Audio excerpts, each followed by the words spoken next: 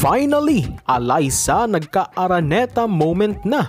Nakabawi sa bangungot ng Season 78. Coach Dante at Sherwin, mga tunay na MVPs. Pero pag yan nag-aviad, huwag kalimutan mag-subscribe, tingin notification bell para update kayo dito sa ating channel. Finally, the Queen got her big dome moment. Sa makasaysayang laban at finals game ng Choco Mucho, Flying Titans at Creamline Cool Smashers, hindi lamang kampyonato ang naipanalo ni Phenom Alyssa Valdez, kundi pati na ang pride na manalo sa loob ng Araneta Coliseum. Binali na kasi ng PVL ang record crowd attendance ng Philippine Volleyball matapos na ang nasabing CCS CMFT Game 2 nga ay nagtala ng 24,459 crowd attendance na isa ng Philippine record sa kasaysayan ng volleyball as the most crowd attendance record in a single game sa kasaysayan ng bansa. At alam nyo ba kung ano ang binali ng record na ito? Pinuto lang naman ng PVL ang halos 7-year attendance record na hawak ng UAAP noong Season 78 sa makasaysayang Game 3 Finals ng Ateneo Lady Eagles at BLSU Lady Spikers matapos na magtala ito ng record 22,848 gate attendance record sa Araneta Coliseum din. Halos 2,000 more than sa nasabing record ang naitala ng PVL ngayon. Ang nasabing UAAP game rin ang huling season ni Phenom Alyssa Valdez sa Ateneo kung saan saksi siya sa nasabing record attendance na iyon. Ang masilimot lamang, di sila nagwagi sa laban at pinatumba sila noon ng Lady Spikers na kung saan naging emotional exit ito para kay Alyssa as she exits the UAAP not as a champion. Kaya naman ngayon na muli na naman siyang saksi sa isang panibagong record-breaking attendance ng Pilipinas sa larangan ng volleyball. Nakuha niya na ang big dome moment niya na kung saan this time panalo na siya at siya pa ang naging clutch player sa laban. From tears of sorrow in that 2016 moment to tears of joy this 2023 in front of again another record-breaking crowd at the Araneta Coliseum.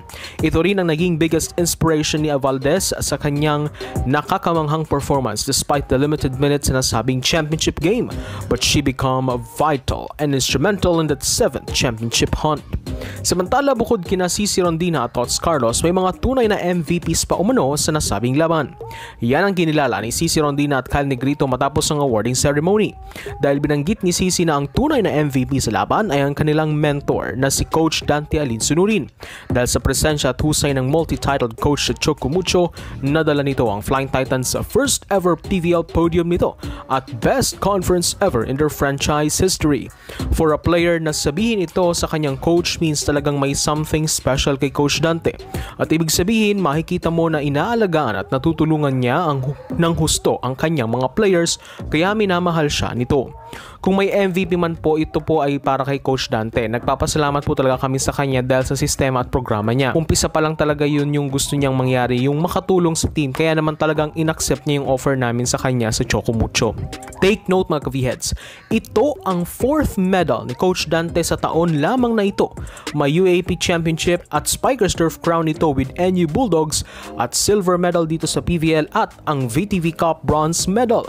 Hakot medal in just 1 year. He's really a real deal and history maker coach. Kanyan din halos na binanggit ni Kyle Negrito sa post-game interview matapos niyang isigaw ang pangalan ni Creamline coach Sherwin Meneses na parabang ibang-iba ang pagmamahal niya sa mismo niyang coach. For a player na maging exaggerated sa pag-mention sa coach really means na pinapahalagan sila nito at ang players naman ay talagang natututo sa mga ito.